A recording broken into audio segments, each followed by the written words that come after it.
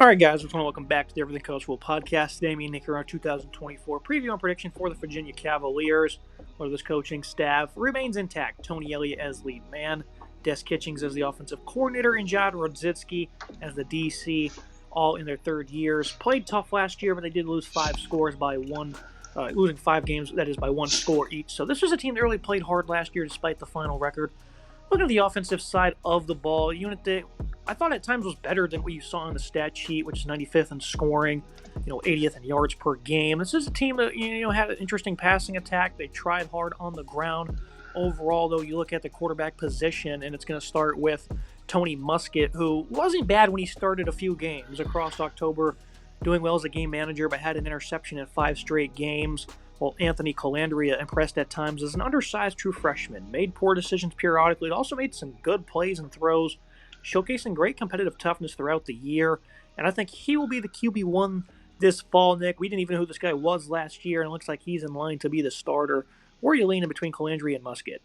I think Calandria and Muskett are both two solid players. Muskett had some good reps at times, 60% comp rate, about 1,000 yards passing, 6 touchdowns to 5 interceptions, while also had a single rushing touchdown. I think Calandria, provides more for this offense. Nearly 2,000 yards passing in just 2 more games, 13 touchdowns to 9 picks. Also a bigger threat on the ground with 225 rushing yards and 73 attempts. No scores on the ground. I think they got to go with the younger player here who had a better season, a true sophomore. He got good experience as a true freshman. I think he was a solid player. Obviously, Muskett has that great experience after transferring over from his previous program, where he was an impactful player at Monmouth, which is a school, in that area. I think, it's a toss-up. Certainly, this is one of the more intriguing quarterback battles in the country right now. I think you make a great case for either player. Muskett certainly has that experience. Colandera, is a younger player that could be a lot of fun for this team because you could build the offense around him. It's definitely a jump ball. I don't really know exactly which way they go. You could go Muskett, you could go the other way as well. I don't know. I'm kind of torn on it at this moment in time. It's certainly worth keeping an eye on as we get closer to, to opening day. And like I said, the run game tried hard at times. 3 straight. They only had 3 games that is of 150 plus yards. They fought hard, but overall they weren't all that great. Only putting up 117 yards per contest. Kobe Pace, a somewhat physical runner, appears to be the RB1. Xavier Brown didn't play last year. Can bring some versatility to the table. Noah Vaughn preserved his red shirt and will compete for snaps. Pretty lackluster running back room for a group that already struggled and certainly rest in terms of talent. Obviously, with some guys departing like Paris Jones, Mike Hollins, who had 7 touchdowns. What do you think of this run game, Nick? Colandrea did have 225 and has some mobility, but overall, he's not going to be the guy that fixes this run game. So they're going to need some help from these running backs. I think if Colandrea gets the starting role, it's because he's a better pocket passer than Muskett. I don't think it's about the running game between the two of them, although Muskett has shown in the past he can move with his legs. I do think Kobe Pace is not a bad running back. 382 yards rushing, 3.1 yards per carry, and 1 score. Also had 3 receiving touchdowns out of the backfield on 19 grabs. So it can be kind of a dual threat weapon. I wonder what they're going to do in that sort of regard. The depth chart further down, Noah Vaughn, Xavier Brown are 2 guys that we haven't seen a whole lot out of to get a full read on. Definitely a weaker running back room that would leave you concerned if you're a Virginia fan.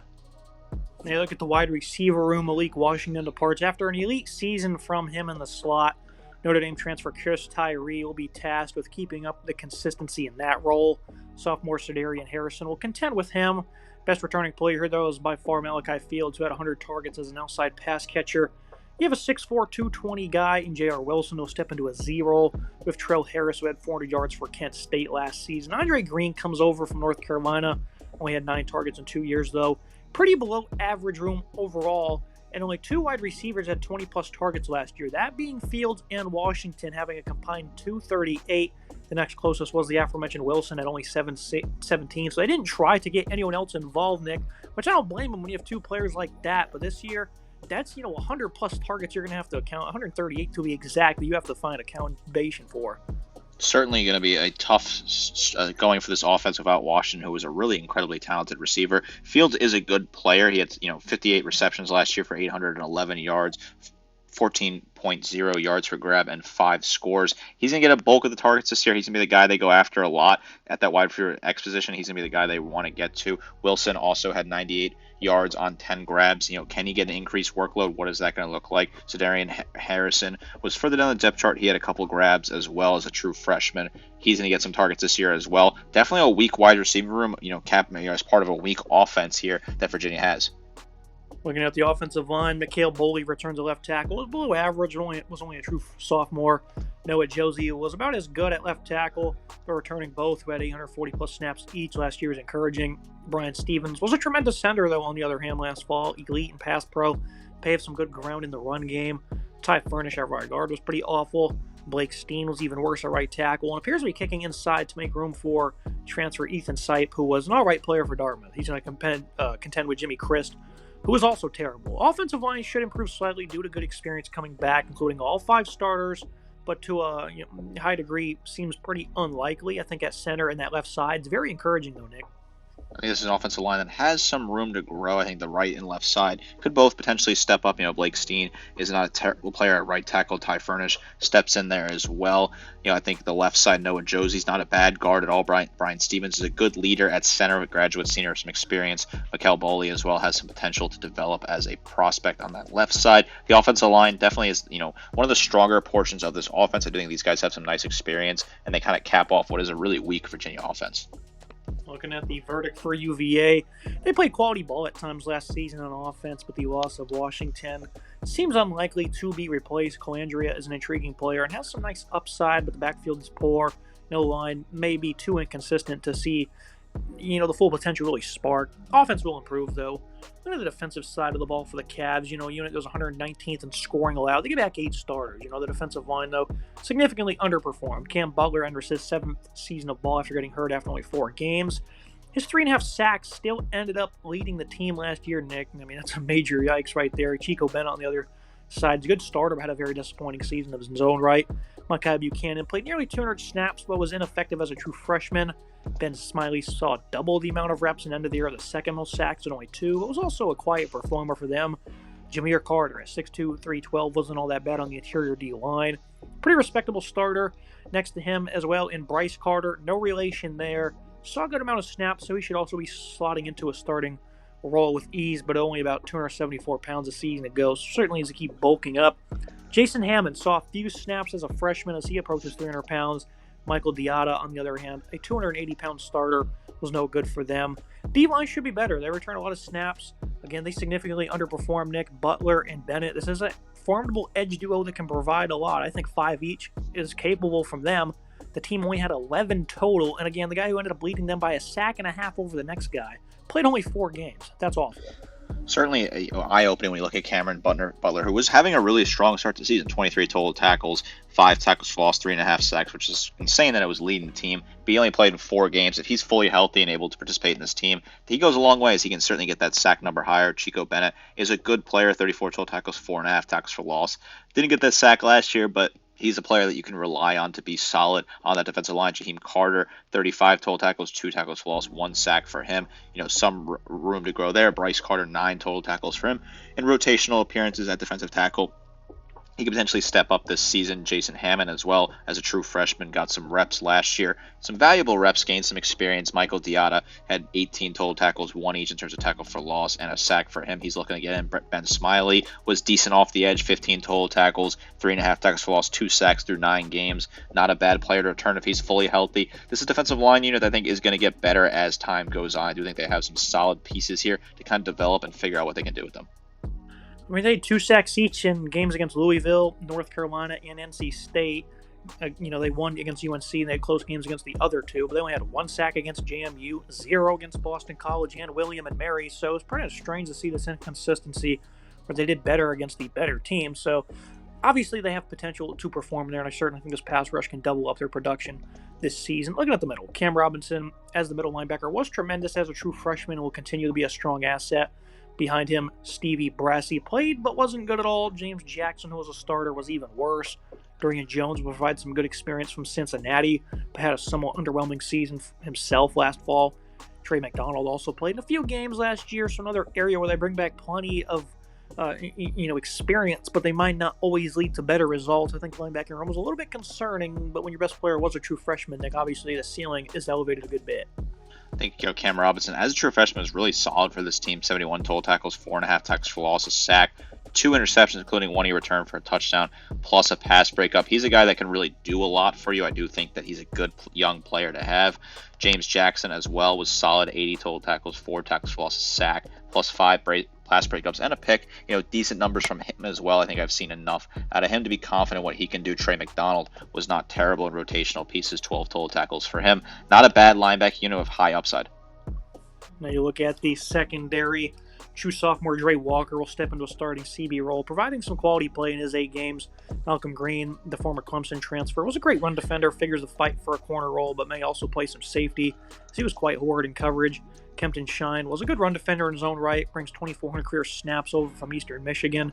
True freshman Ethan Minter and Elijah Gaines, who barely played last year, will be the backups. That safety group is a good one. Anthony Clary wasn't able to play last season, but was good in most regards in the 3 years prior, 2022 being his best year. Jonas Sanker was one of the best in the conference, one of the best in the nation, really, at his respective position. An elite tackler, also had 11 pass breakups. Only 1 career interception till this point, but this is a phenomenal player they can lean on. Caleb Hardy will likely be the top backup. Playing a lot last fall, but wasn't good one bit. Slot looks to be occupied by Corey Thomas, who was great for Akron this past season. Jam Jackson was also pretty impressive for Robert Morris. We'll look for time in some capacity in the secondary. I think this is a good back end here. Some nice upside due to what they have at safety. Outside corners may let them down, but I think they have enough versatility where they can certainly improve. Sanker and Cleary, though, Nick, it's going to be a very underrated duo here in the conference. This is certainly a nice duo here. Sanker, your top returning tackler, 107 total tackles, 11 pass breakups, 3 forced fumbles. Really good coverage asset. Also had 4 tackles for loss. So a good tackler, good coverage asset. A really underrated player. Very solid they have as that secondary piece. I think he's going to be really exciting to watch. Really good player at safety for this team. I really do like what they have with him there. Malcolm Green, 15 total tackles, 4 pass breakups. Dre Walker, 11 total tackles. Malcolm Green had 4 tackles for loss, 0 pass breakups. Dre Walker had 5 pass breakups plus a pick and 11 total tackles, a decent returning piece. Some other pieces in there that are not bad. I think Walker's a good younger player. Corey Thomas is not a bad portal ad either. The secondary is a really strong unit for this team. Looking at the verdict for the Cavs defense, this was a pretty abysmal unit last season, ranking dead last in the FBS in sacks, and the best player in the front 6 ended up being a true freshman. Secondary can provide some good play, though, with the veterans and, the transfers they have. This D can improve and is capable of providing better play, but tougher opponents will likely have no issues with them. Only allowed 450-plus yards only 5 times last year, so they were certainly competitive at times. Looking at the final prediction for Virginia, I think this Cavs team will improve in all areas. They were competitive last year. I think, the offense losing Washington and replacing his production is very iffy, but better balance should be in store, while the pass rush should be a great deal better than it was last season, and at least that's the potential they have with Butler and Bennett. Well, again, that secondary can play hard and create opportunities. That's not going to lead to much different results, Nick. 4-8 here. I mean, it's just a tough schedule, and it's hard to make predictions for teams that you think will improve, but you're not guaranteed that they will. So I definitely see them starting off the year hot 4-1. I think they'll knock off Boston College. I think they can even beat Wake Forest going on the road. And I think the game over Maryland, that's a big-time win. A good defense there for the Terrapins. So I think this will be a nice building block year. Even if they do go 4-8, Nick, I think it's certainly encouraging with all the young guys they have in store. I think it's possible they beat Louisville, maybe SMU at home. I think there's some opportunities there. A bowl game would be shocking. I don't think they'll quite get that, but I certainly think upsets are possible for Virginia. What's your expectations for this team that's C+ across the board? I have the team at 3-9. They'll lose that game to Maryland, although they played Maryland pretty competitively last time these two teams played together. So it's certainly possible they could upset that Maryland team that is a decent team from the ACC. I do think that the schedule is very difficult, right? There's no hiding it here at this moment in time. This is a very tough schedule. However, you kind of chalk it up. There are a lot of tough games across the board on this schedule. They travel to Clemson, they travel to North Carolina, travel to Pittsburgh and Notre Dame, plus Virginia Tech, their rivalry game at the end of the season. Very good teams hosting SMU and Louisville. Very good teams as well. The game at Coastal Carolina on the 21st is a very interesting game at a conference on the road. That's a very kind of a unique game they're playing. Want to keep an eye on that one, certainly. This is a team that I think has some upside potential. I think the offense is not very good at all. I think the defense has some solid pieces. I do like what the defense has. It's just another long, tough season up there for this team in Virginia. I think Tony Elliott's going to continue to struggle to figure things out. Has not really worked out for him so far, and I don't see it getting much better this year. This is a pretty grim team. I know they've made some steps forward, but in general, things are not looking great in Virginia. Yeah, that's going to be it for today's episode. As always, Nick, appreciate you joining me. Again, a lot of close games last year against some really good teams like Miami, NC State, Boston College, James Madison as well. So they certainly played a lot of close games. Louisville also. So This team had opportunities to win. I think you might see some more of that this year, but getting over that hump and putting yourself in the victory column is certainly another task of its own. Thank you, Nick. Looking forward to seeing what this team can do this year. Make sure you guys like, comment, subscribe. See you next time.